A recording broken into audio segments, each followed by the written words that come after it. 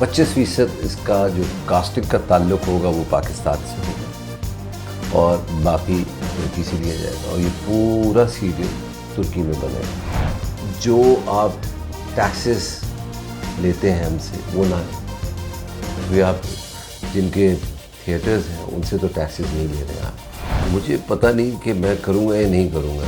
Rule for one, rule for all. पूरे पाकिस्तान का काम रुका हुआ, पूरी दुनिया का काम रुका हुआ है। बहुत से ऐसे प्रोड्यूसर्स हैं जिनकी फिल्में तैयार हैं और वो है ना, जैसे we are all dressed up and nowhere to गो।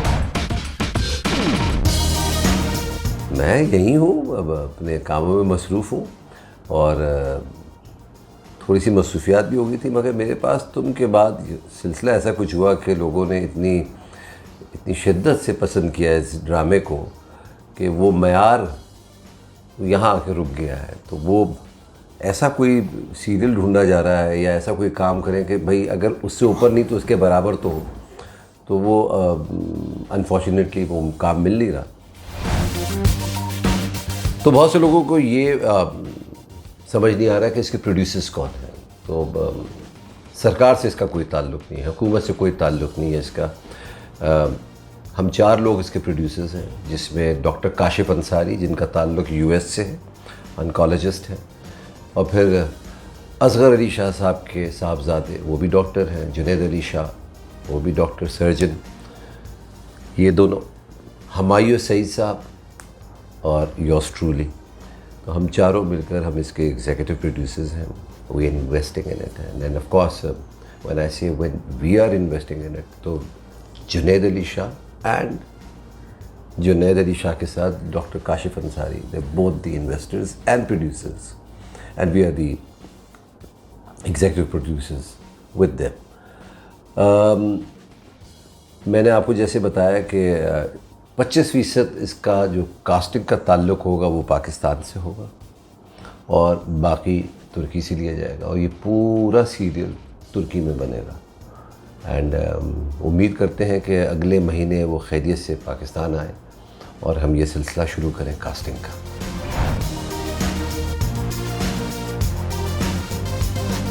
नहीं, ये सीरीज़ के तौर पे बनेगी, मगर ये अभी तक डिसाइड नहीं हुआ है कि कौन से चैनल्स पे चलेगी। वो अभी सिलसिला भी चलना है, वो बात होनी है। कॉन्ट्रैक्ट साइन हो चुका है, जिसके सिलसिले में मैं गया भी था, बेलग्रेड गया हुआ था, और क्योंकि मैं तुर्की जा नहीं सकता था, 14 दिन का क्वारंटीन कर नहीं सकता था, क्योंकि मुझे वापस आना था। फिर अभी कल मेरी फ़्लाइट है यूएस की, तो इस वजह से हमने उन पूरी टीम को बेलग्रेड बुलवा लिया था। एंड वहाँ से फिर डॉक्टर काशिफ अंसारी और जुनैद अली शाह तुर्की गए, क्योंकि दोनों के पास पाकिस्तानी पासपोर्ट नहीं है, तो उनके लिए कोई प्रॉब्लम नहीं थी। तो वो दोनों गए और वहाँ एक बाकायदा प्रेस कॉन्फ्रेंस हुई। बहुत से न्यूज़ एजेंसीज़ को, जर्नलिस्ट को बुलाया गया, सोशल मीडिया वालों को बुलाया गया और एक मकामी होटल के अंदर वो प्रेस कॉन्फ्रेंस हुई, कॉन्ट्रैक्ट साइनिंग हुई और इंशाअल्लाह अब ये सिलसिला रवा दवा है।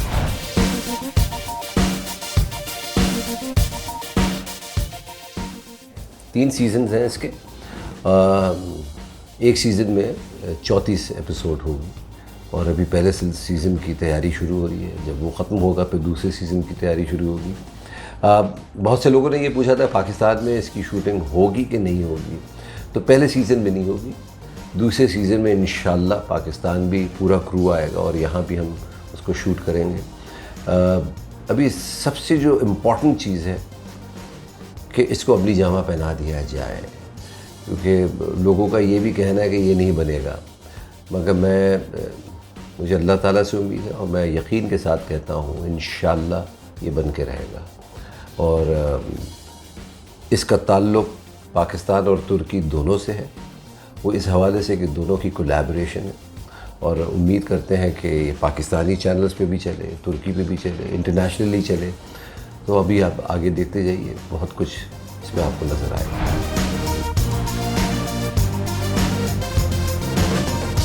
मैंने ये नहीं कहा कि गवर्नमेंट का काम नहीं है, हुकूमत की तो ज़िम्मेदारी है और बिल्कुल है, मैंने ये कहा है कि इसमें गवर्नमेंट की तरफ से कोई भी इन्वेस्टमेंट नहीं है। गवर्नमेंट से हमें ज़रूरत पड़ेगी अभी हम उनके पास जाएंगे, फवाद चौधरी साहब के पास जाएंगे, कुछ परमिशंस लेनी होंगी, कुछ सिलसिला होगा कि भाई टैक्सेस के अंदर रिबेट कैसे मिलेगी, वो क्या होगा सिलसिला, तो वो तो कहीं ना कहीं तो हुकूमत भी साथ देगी इसके अंदर, फाइनेंशियली नहीं, मॉरली नहीं। मॉरली तो दे सकती है ना। जी जी। अच्छा, मॉनेटरी नहीं, मॉरली तो दे सकती है।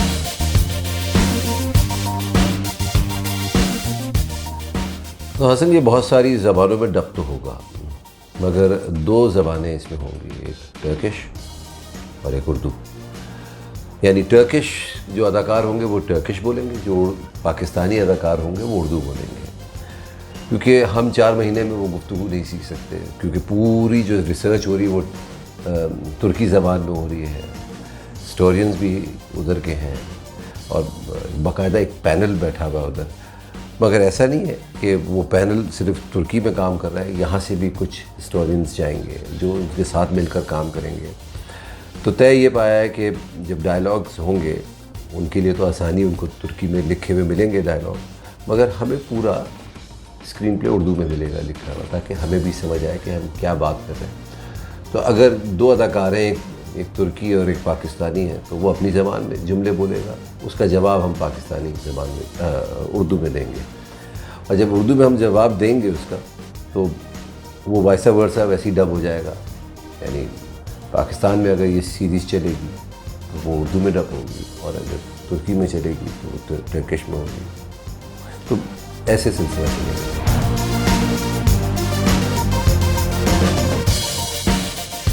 ना, ऐसा ना करें, और बिल्कुल जिसका हक़ होगा उसको मिलेगा रोल, और ये बाकायदा सरेआम इसको बताया भी जाएगा कि भाई ये ऑडिशन हो रहे हैं।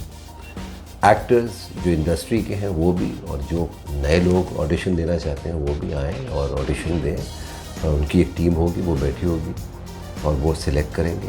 उसके बाद ये जो सिलेक्ट होंगे वो तुर्की जाएंगे, उनकी ट्रेनिंग होगी, घोड़सवारी की होगी, तलवार, नेज़ेबाजी, ये सारा सिलसिला चलेगा उधर। तो जो भी जाएगा एक लंबी कमिटमेंट के लिए जाएगा यहाँ से। चलें, ये तो बहुत अच्छी है। अच्छा,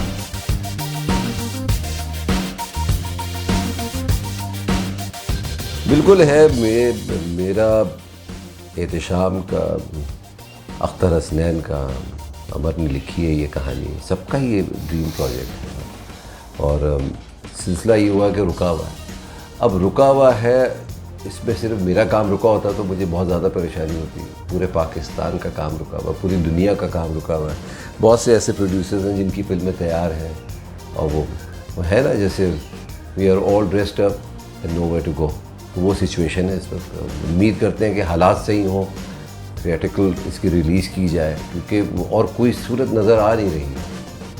तो दुआ कीजिए कि ज़िंदगी नॉर्मल की तरफ आए, और फिर दोबारा सिनेमा की तरफ हमारी फिल्में जाएं, और फिर लोग आएँ देखें उसको। मगर डर ये लगता है कि सिनेमा अगर खुल भी जाते हैं और मैं अपनी फ़िल्म लगा देता हूँ, और 1 हफ़्ते बाद एक हुकूमत की तरफ से ऑर्डर आते हैं लॉकडाउन, तो मेरी फ़िल्म तो बिल्कुल ही समझ लीजिए कि बर्बाद हो जाएगी। मेरी क्या, जिसकी भी ऐसी चलेगी बर्बाद हो जाएगी। तो अगर अब खुले तो फिर खुला रहे, इसको आप SOPs दे दें, कुछ भी कर दें, मगर दोबारा लॉकडाउन ऐसा ना करें कि जिसकी वजह से ये इंडस्ट्री बिल्कुल तबाह हो जाए। कि वैसी सिर्फ आखिरी सांसें ले रही है, इसको ज़्यादा ऑक्सीजन की ज़रूरत है।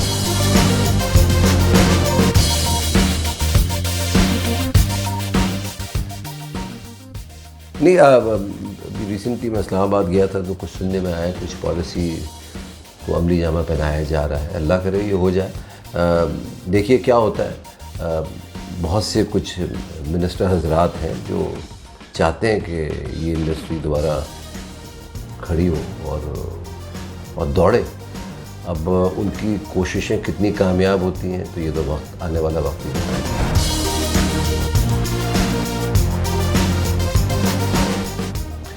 देखिए, एक तो आपने प्रोड्यूसर को भी ज़िंदा रखना है, तो जो आप टैक्सेस लेते हैं हमसे वो ना लें, क्योंकि आप जिनके थिएटर्स हैं उनसे तो टैक्सेस नहीं ले रहे हैं आप, तो हमें भी कहीं ना कहीं ये रियायत मिलनी चाहिए। कुछ पॉलिसीज़ के अंदर चेंजेस आनी चाहिए। सिनेमा खुले तो फिर अब खुले रहें, बंद ना हो, ठीक है। जिन्होंने दोनों वैक्सीनेशंस की हुई हैं उनको ही इजाज़त हो अंदर आने की, और ये हमारी भी जिम्मेदारी है कि हम भी चाहते हैं कि हमारे मुल्क से कोरोना का ख़ात्मा हो, और अगर हम भी इस माशरे के एक कारिंदे हैं तो बस उस हवाले से जो भी कोशिशें की जाएं वो फिर रहें, रुके ना।